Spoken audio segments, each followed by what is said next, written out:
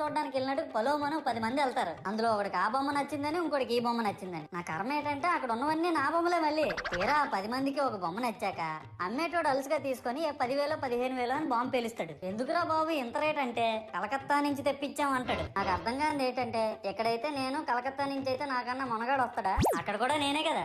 ఇలా నన్ను బజార్లో పెట్టి బేరం ఆడి నా మొహానికి ముసుగేసి వ్యాన్ ఎక్కిస్తారు. ఆ వ్యాన్ డ్రైవర్ గాడు నేనున్నానని కూడా చూడకుండా ఏదో ఆలోచించుకుంటా డ్రైవ్ చేస్తా గతకల్లో గబ్బి గుబ్బి అని తీసి నా కాల్లో చెయ్యి ఇరగొట్టేస్తాడు. ఈ విషయం చందాలు ఇచ్చిన చిన్నోళ్ళకి తెలిస్తే మళ్ళీ ఇరిగిపోయిన బొమ్మ పెట్టకూడదని ఏ బొమ్మ రాసి కవర్ చేసేస్తారు.